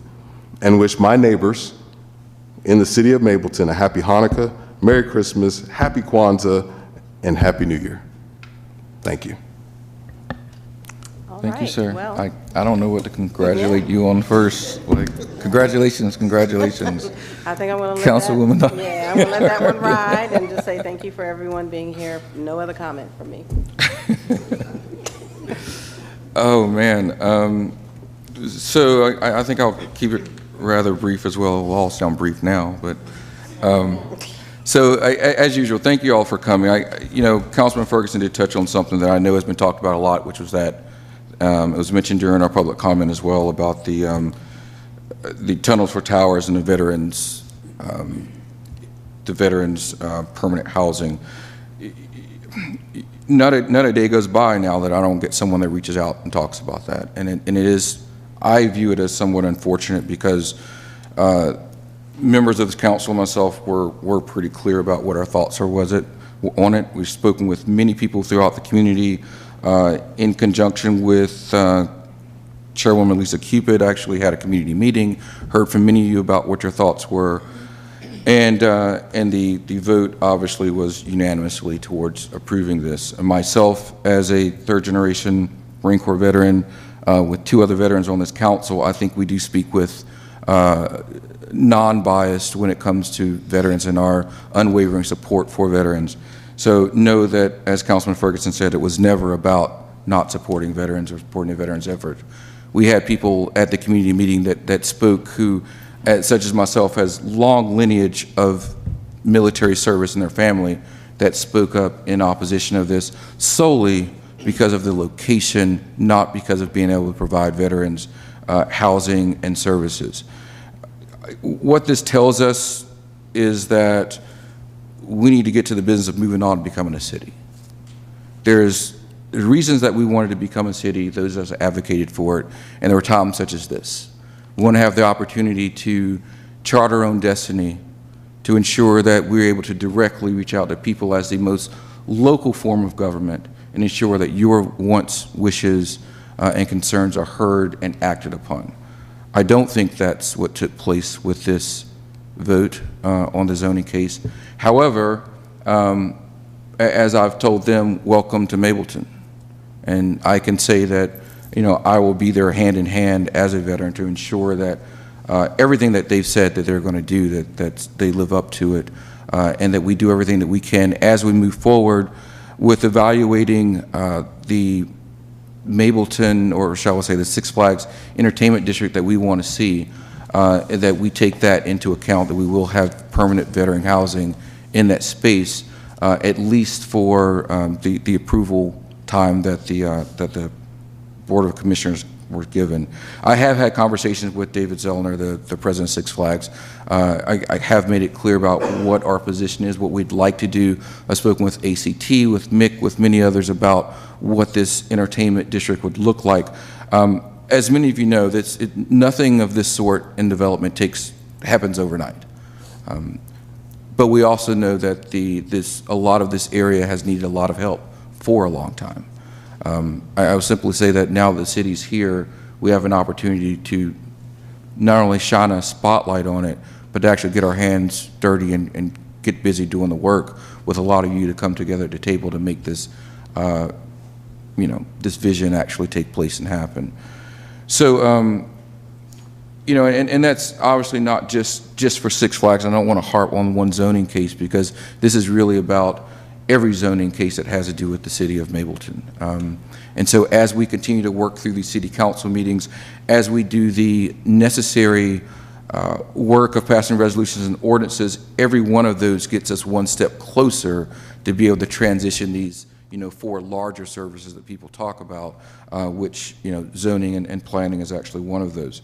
We do have, as part of this plan that was approved tonight, the beginnings of our comprehensive plan, and I want to make sure I highlighted that. There has been a lot of discussion over the years, going back probably 10 years in the city of Mableton, that the county has put together different efforts around what development in the city would look like, or strategic plans, Mableton plans. And so we now have an opportunity to gather those plans of the past and also look at what Mableton needs to look like in the future, as we start to look at our comprehensive plan, which will cover, you know, from transportation to housing to entertainment and what we want our city to look like.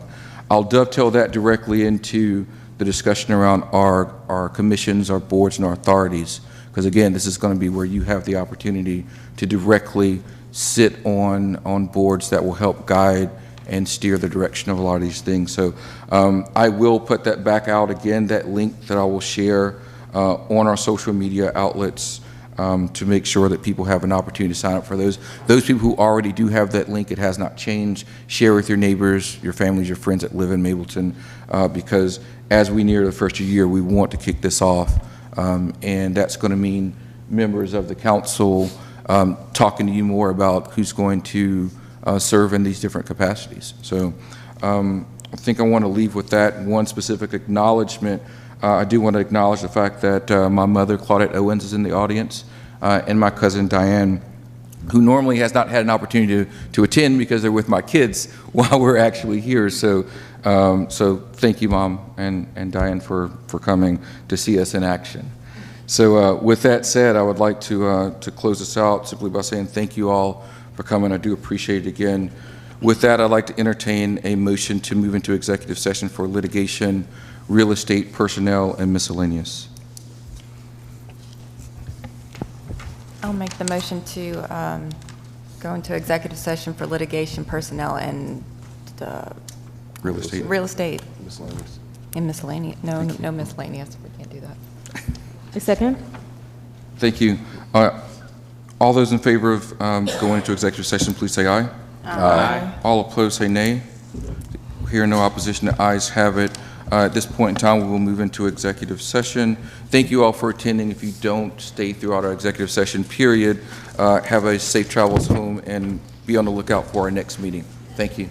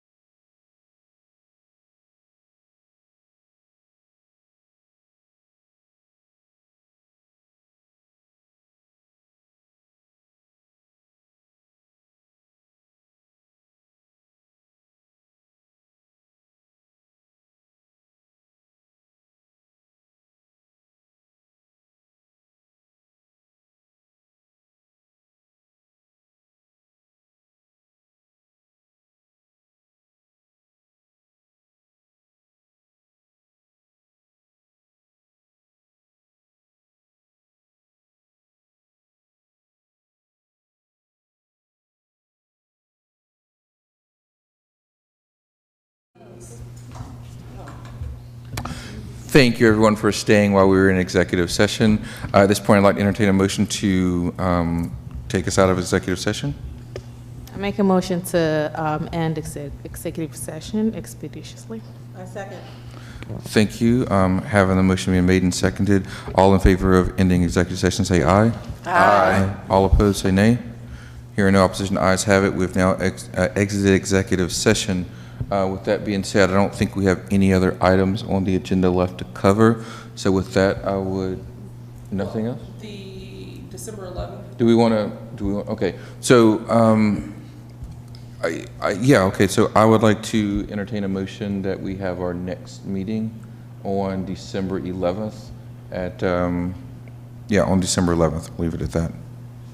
I move that our next meeting be held on December 11th. I second. With the motion and second being made, I'd like to call a vote. All those in favor of our next meeting being on December 11th, please say aye. Aye. All opposed, say nay.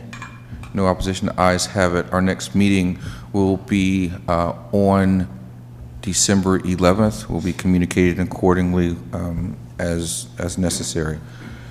With that said, Madam Attorney, is there anything else that we need to cover tonight that you're aware of? No, not that I'm aware of. Madam Clerk? None. Thank you. Hearing no other items and having a completed agenda, I would now like to entertain a motion to adjourn. I motion to adjourn. I'll second the motion. Thank you. All those in favor of adjourning, please say aye. Aye. Any opposition? Hearing no opposition, meeting is adjourned. Thank you, everyone. Thank you. When we come out of executive session, that's